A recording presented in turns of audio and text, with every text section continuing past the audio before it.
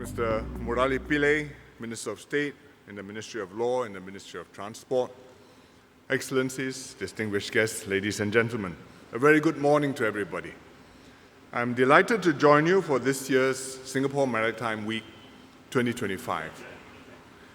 This year, the Maritime Week takes place amidst an increasingly turbulent environment. The global industry and Singapore's own maritime sector will need to actively prepare for what lies ahead. As the world globalized over the last 6 decades, Singapore's small and open economy flourished. We lived in a generally peaceful and stable world.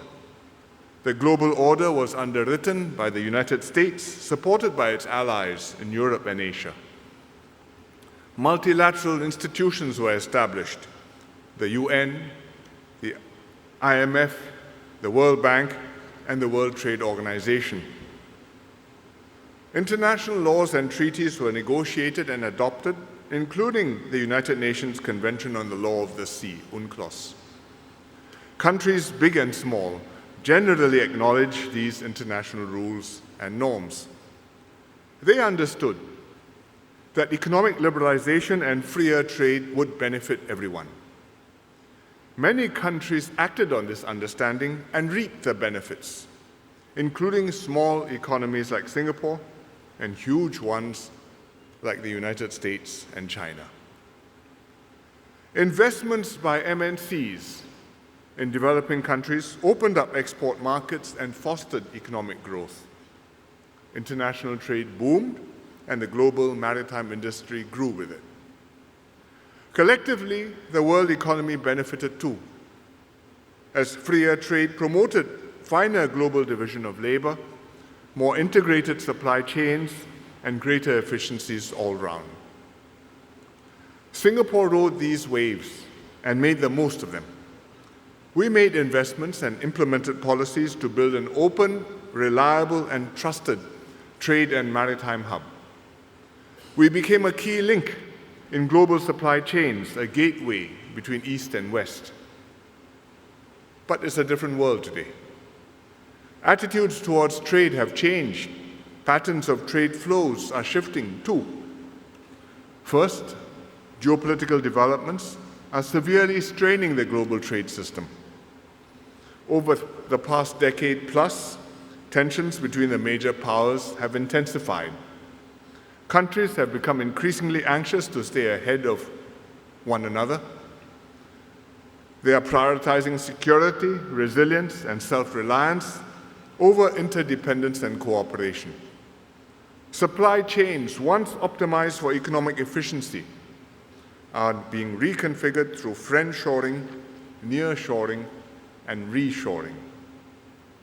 Restrictions have been imposed on investments, semiconductors, critical minerals, data, to preserve leads over competitors or to deny rivals dual-use products and technology.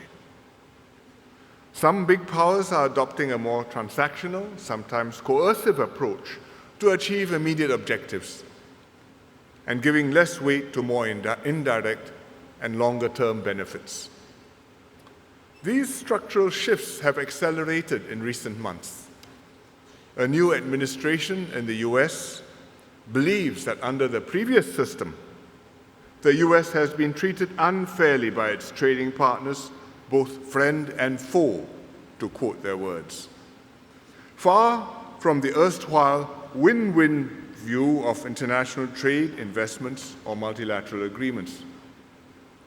It treats tariffs not only as a preferred economic instrument, but also as bargaining leverage in non-economic domains to protect its overall national interests. Other countries have responded in kind.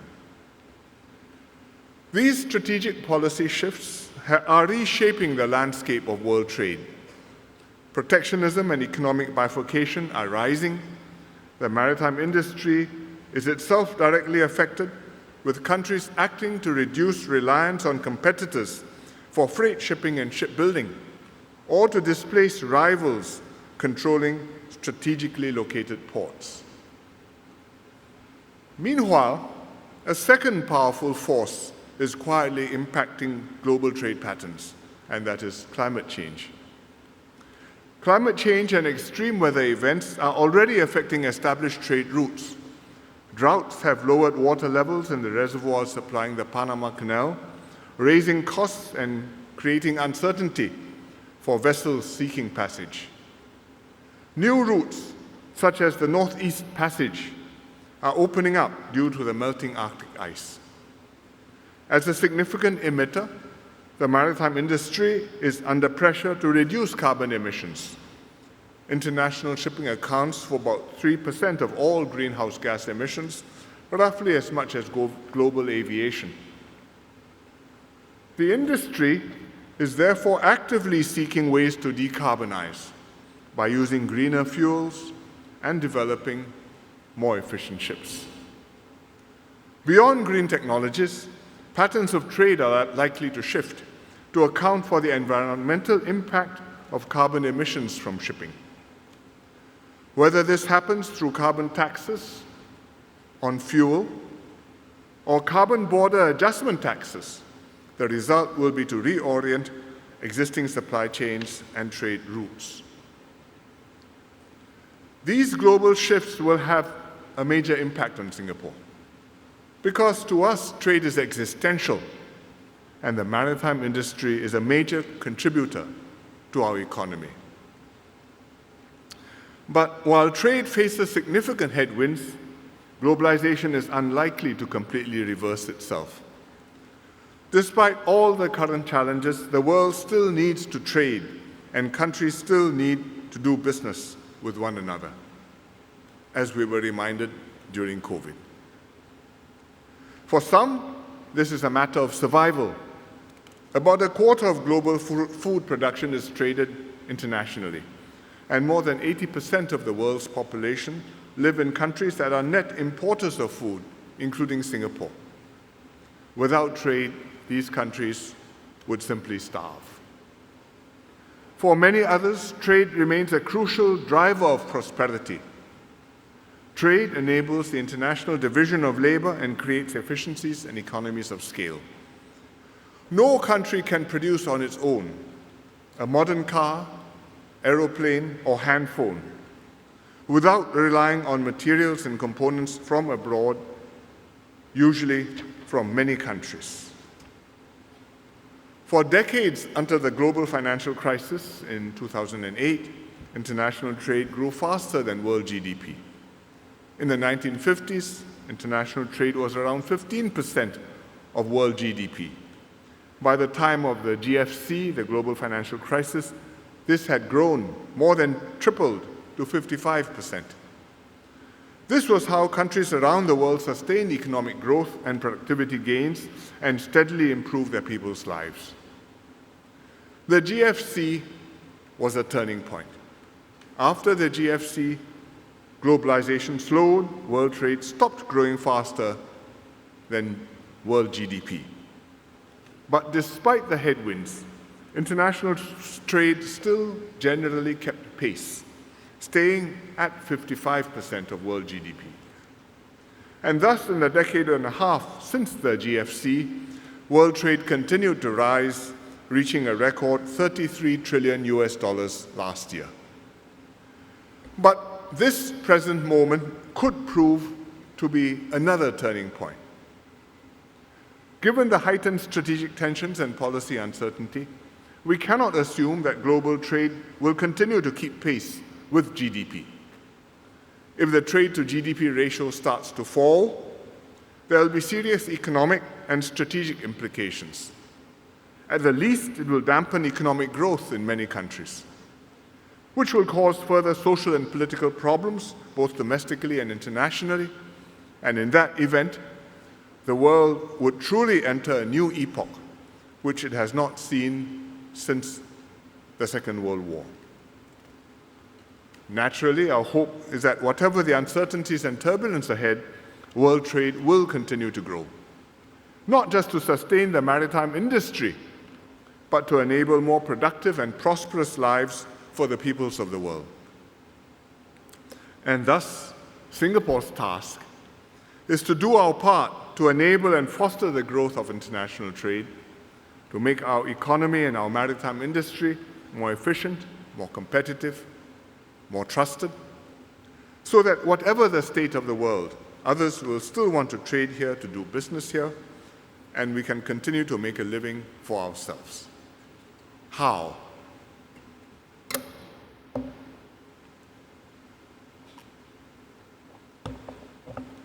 First, we are committed to staying open. Being so small, we have no choice. But we are not alone.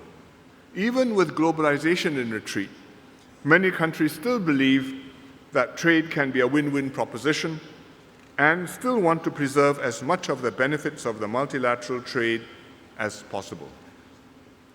Certainly, this is a view of European Union members and the UK. In our region, Australia, South Korea, Japan, China, India, the ASEAN group, among others, all want this too. And many African and Latin American countries benefit from and support the good work of the World Trade Organization. Therefore, like-minded partners can definitely work together to preserve oases of stability amid a world of chaos. Singapore will continue to support the multilateral rules-based order, international cooperation, and interdependence. We joined the International Maritime Organization, IMO, almost as soon as we became independent, first as a member state, and then, since 1993, as a council member. In the 70s and 80s, we were active in the negotiations that resulted in the UN Convention on the Law of the Sea. Ambassador Tommy Koh served as president of the third UN Conference on the Law of the Sea from 1981 until its successful conclusion. Recently, we hosted the inaugural General Assembly of the International Association of Maritime Aids to Navigation, or IALA, which adopted the Singapore Declaration to advance global maritime navigational safety. Beyond multilateral frameworks, we pursue many regional and bilateral trade partnerships and arrangements. We've built an extensive network of 27 free trade agreements, FTAs, which collectively cover 90% of our trade. These have strengthened our trading hub and contributed to our economic growth. We continue to expand this network. In recent years, we joined the Regional Comprehensive Economic Partnership, the RCEP, the Comprehensive and Progressive Agreement for Trans-Pacific Partnership, CPTPP, and the Indo-Pacific Economic Framework for Prosperity, IPEF. The RCEP is on the west of the Pacific, including China, Japan, South Korea, the ASEAN countries. The CPTPP spans the Pacific. The Americans decided not to participate, but Canada, Mexico, Chile, Peru are there. And the IPEF, Indo-Pacific Economic Framework for Prosperity, was launched by the Biden administration in the US, and we hope that in some way it will continue to exist. Most recently, we signed FTAs with the Pacific Alliance and with Mercosur in the last few years.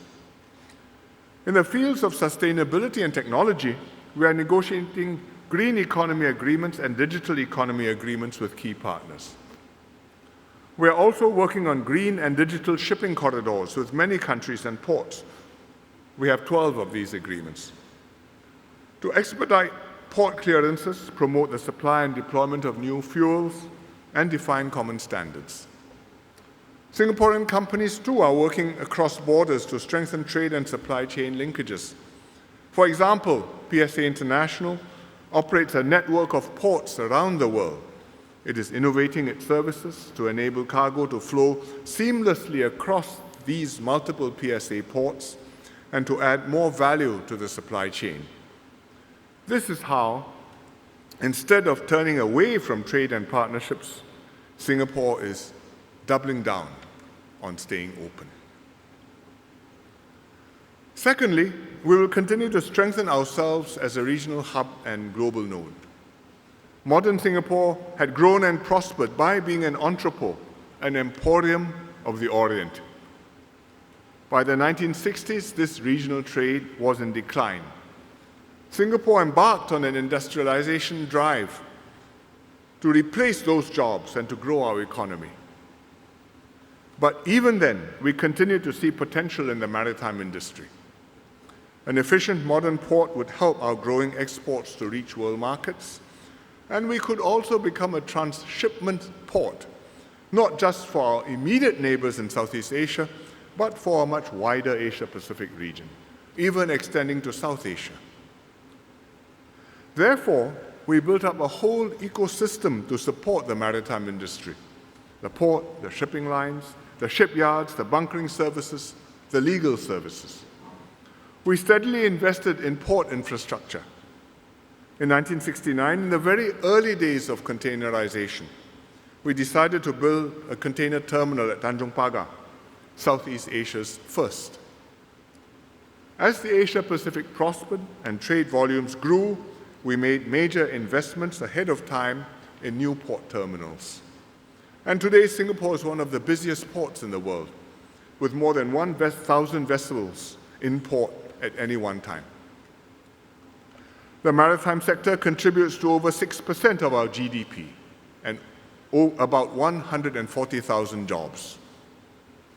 Looking ahead, we will continue to build up the maritime industry and to invest in capabilities and infrastructure. We are now building Tuas Port, an ambitious multi-decade project that will consolidate all our container terminals into a single location. When completed in the 2040s, Tuas Port will have a handling capacity of 65 million TEUs annually. We are also investing in technology and innovation. We are developing an AI-enabled next-generation vessel traffic management system to improve the safety and efficiency of port operations. And earlier today, as you heard from MOS Pillay, we are launching the digital twin for the Singapore port and maritime ecosystem. And as MOS Pillay has explained, it will help us further improve port operations and services. We are doing all this through a strong tripartite partnership between the government, industry, and unions, and we are determined that our workers will benefit from the new technology and investments.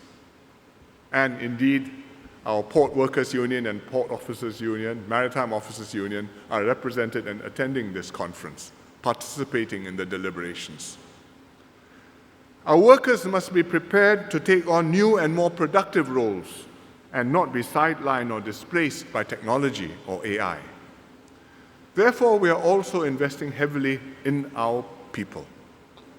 We are upskilling them to operate new AI and digital systems and to advanced technologies such as remote key cranes, drones, underwater robots. At the upper echelons, we continue to develop maritime professionals through leadership programs. With this support, our people will embrace and make full use of technology instead of resisting it and jeopardizing both Singapore's competitiveness and their own livelihoods. Thirdly, Singapore will play our part mitigating climate change, even as we adapt to its impact upon us. Since 2013, we have been an observer state in the Arctic Council. We support the Council's work on scientific research, on sustainable development, on green shipping. Singapore has committed to peaking emissions before 2030 and to achieving net zero by 2050. This is an extremely difficult task for an island nation with hardly any energy resources of our own, whether renewable or fossil. But we will do our share as a responsible member of the international community. And in the maritime industry, we are investing in green technologies to play a role in the industry's decarbonization transition. Today, we are a center for bunkering and petroleum refining. In future, as alternative fuels are developed and come into use, our sea lines and infrastructure will most probably become key conduits for their transportation and distribution. As MOS Pillay explained, we are conducting trials on the bunkering of alternative fuels, which will support the setting of national and international standards. We are also progressively training our workers to handle alternative fuels, to prepare for their widespread adoption. And this is how we are responding to climate change while preparing for the inevitable long-term trends that are in store for the global maritime trade. The world cannot escape turbulent times ahead, but the future for the maritime industry is still bright. If we plan ahead and take the right steps now, we have every chance of continuing to thrive. As Mr. Lee Kuan Yew said at the Singapore Harbour Board in 1963, more than 60 years ago, the good things in life do not fall down from the skies. They can only come by hard work over a long time. Collectively, we can turn adversity into opportunity, and I welcome all of you here to work with us to seize these opportunities as we invest for a better, brighter maritime future. Thank you very much.